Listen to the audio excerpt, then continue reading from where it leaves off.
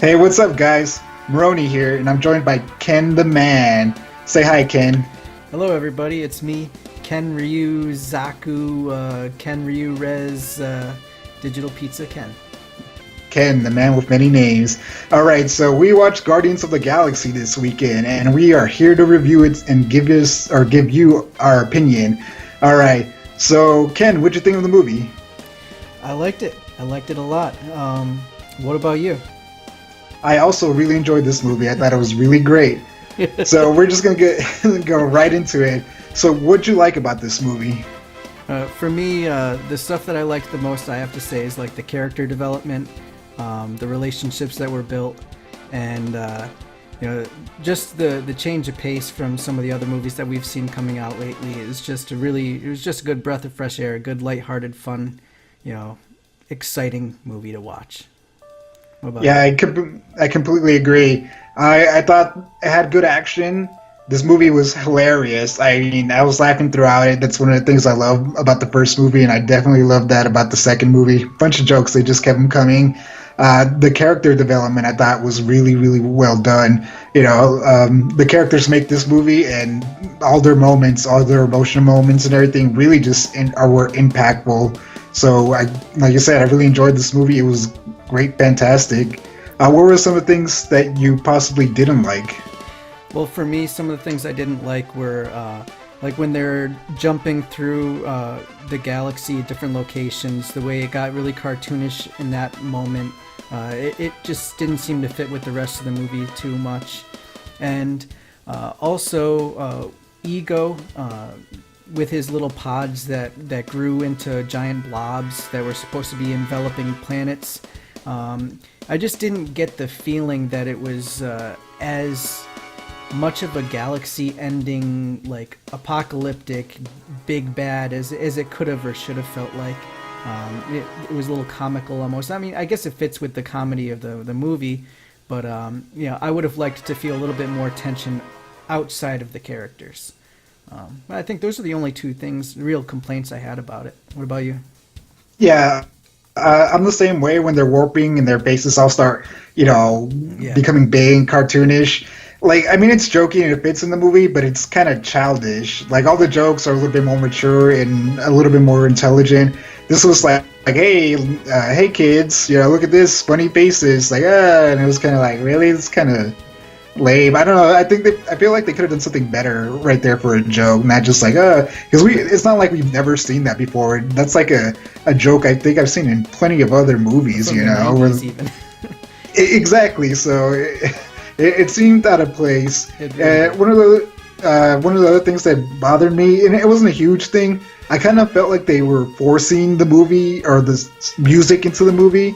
Like, music's a big part of these movies, obviously, but then there's times where they can just play the music and we can understand. It's like, oh, it's from the Mix Part Two or whatever. But like when Yandu and Rocket are escaping the Ravager ship, he asks, like, "Oh, do you have some of Peter's old music to play?" And just kind of like, that's kind of a random question to ask. I felt like they didn't have to ask that question. They could have just played the music and the audience would understand.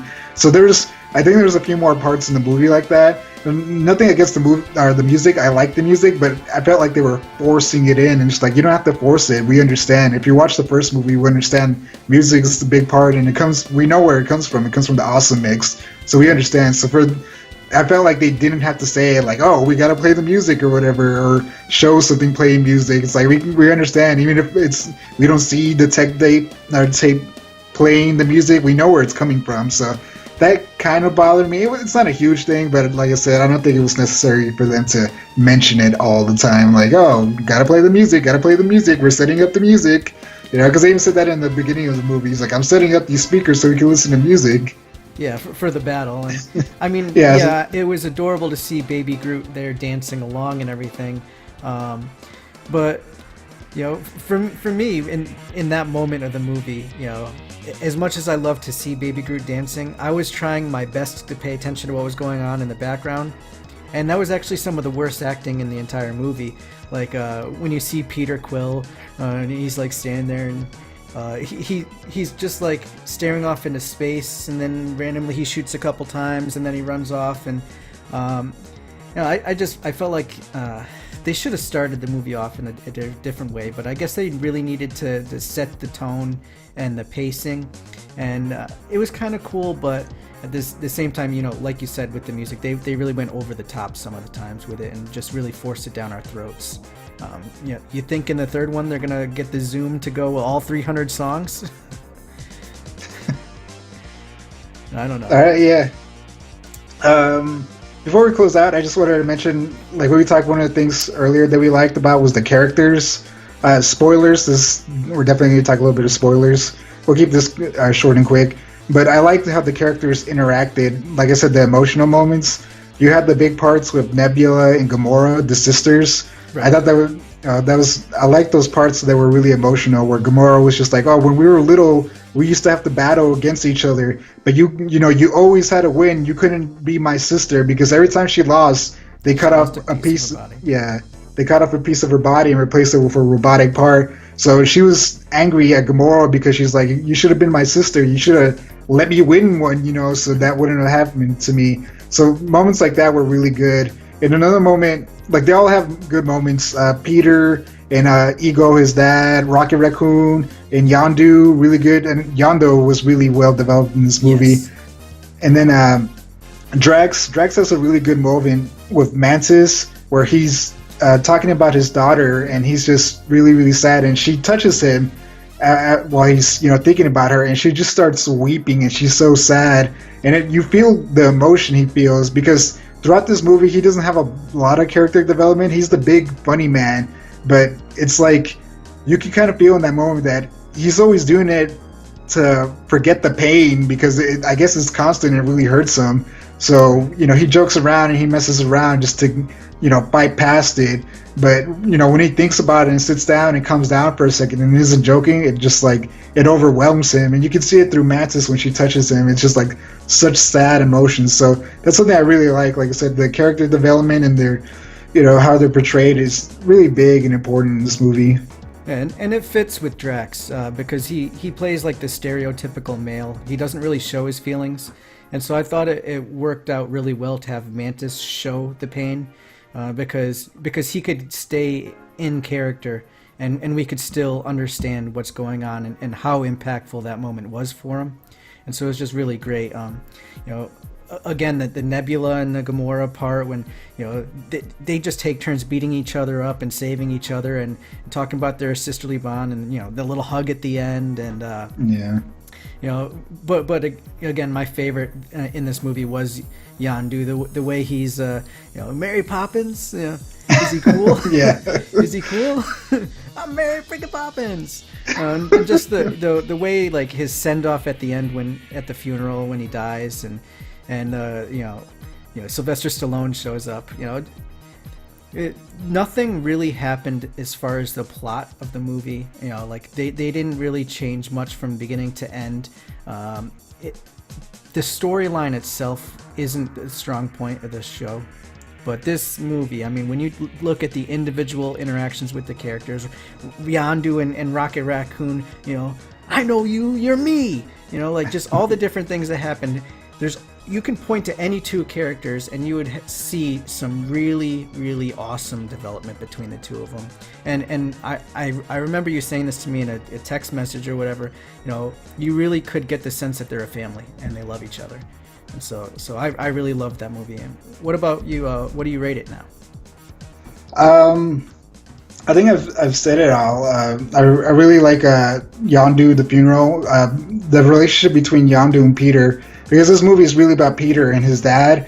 And he talks about how he wishes he had a dad growing up, because he didn't grow up with a father. So he used to make up stories about who his dad was and how he was always off doing awesome things or whatever. Specifically, David Hasselhoff, which was a good joke, but it's also kind of sad at the same time.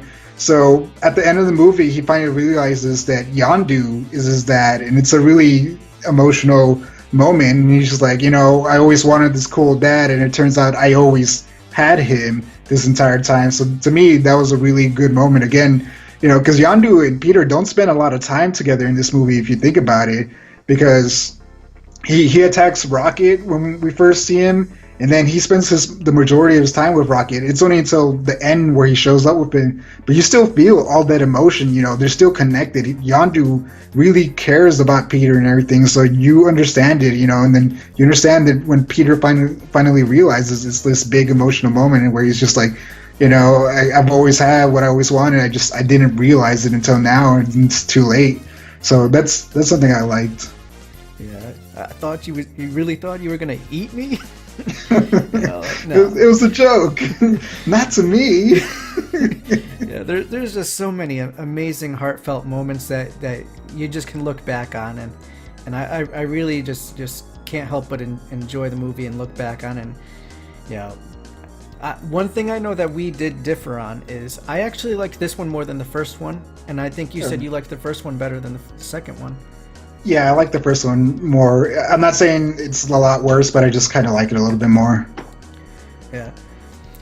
For me, I think I liked this one more just because, you know, the character development, and, you know, I guess maybe because they were introduced in the first movie, and so I was really looking forward to seeing more of the characters, and because that was what they focused on in the movie, it really built up on what I had hoped they would. Whereas, you know, when I went into the first movie, believe it or not, I didn't even really want to see the first movie too much. I was like, oh, you know, a stupid raccoon and a stupid tree, you know, do I really want to watch this? And everybody at the time was going over the top about how, you know, he had lost so much weight for the part, and I still loved the movie, but I think this movie really just like cemented it in stone for me. Is like, this is a really good franchise, and I can't wait for the third one. And I don't disagree with you. Like I said, I just like the first one a little bit more. All right, so let's give it our rating and call it. So, what do you give it? I'm gonna have to give it an 8.5 out of 10. You know, part of me wants to give it a 9, but I feel like you know, it's just really, it's a struggle to go that extra mile and bring it that high up on the list, just simply because as much as they had some things that they got really right in this movie, there's a few things that we could tear apart if we looked at the plot or if we looked at the story by itself. And so I don't want to rate it too highly just because I love it, you know? All right. Yeah, I agree with you. I also give it an 8.5. It's really good. Like I want to give it that 9, maybe even a 10, but I think it's just missing something. I think maybe if the action would have been more memorable, I might have given it at least a 9.5 or a 10. But definitely, it's an 8.5. Not that that's not bad. That's really really good. Score, yeah. Yeah, it's a great score. So 8.5. Yeah, it's a great movie. You know, I can't wait until the third one. I think they're just going to keep improving as it goes along. You know, so really good. 8.5. Not bad at all. All right. Do you have anything else to say? No. Thanks for watching, guys, and hope to see you soon. Yes, thank you. We really appreciate you guys watching our videos. We have plenty of other ones. Check out our channel. Leave a comment. What did you guys think of the movie? Did you like it? Hate it? Was the first one superior? Second one better? Let us know in the comments below. All right. Thank you for watching. Like, subscribe, and catch you on the next one. All right. Bye-bye. Bye. Hey, if you like this video, we have several other awesome videos you can check out. And again, thanks for watching.